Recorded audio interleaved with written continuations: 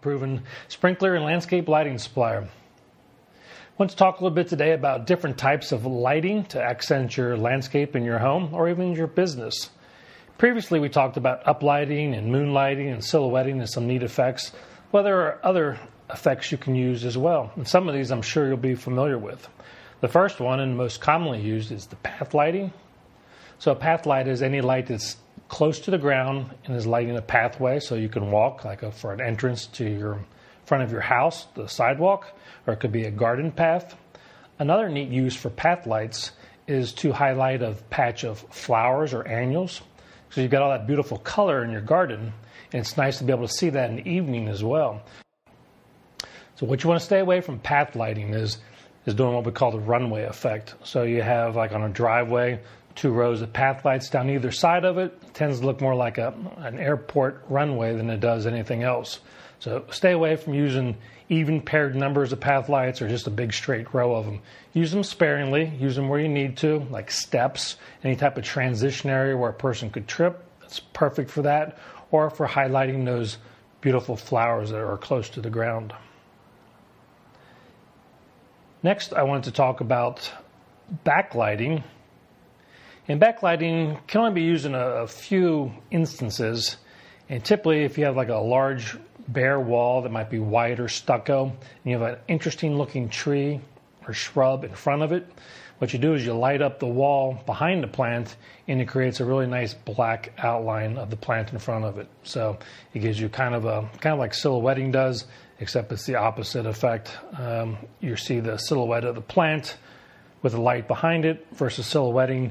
You can take a light in front of the plant and cast a shadow on the wall.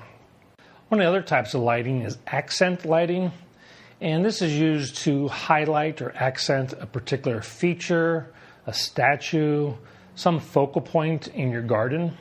So let's say you might have a nice little piece of statuary or artwork. Doing an accent light on it will light that up so you can see that in the evening. And these are usually going to be as focal points. So if you have too many accents, it really accents nothing. So you don't want to overuse these. You want to have a few accents in key locations. So as you turn and look throughout your yard, you see different focal points. Things we like to accent light are Japanese maples, are very nice. Any type of water feature or waterfall, statuary, pottery. Even the front door can be accent lit. If you like to do wreaths and other type of seasonal decorations on your front door, putting an accent light on that will draw attention to it and also give you a nice focal point for the front of your house.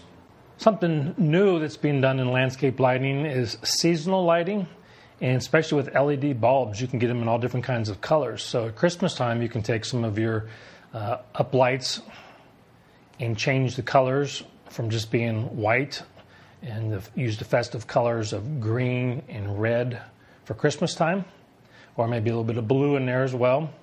And then for Halloween, you can do some oranges and yellows, which will add color, and the blue goes well with that as well. So the last thing I'd like you to consider in your landscape lighting is not to light everything with the same intensity of lighting. We like to look at 3 different lighting levels.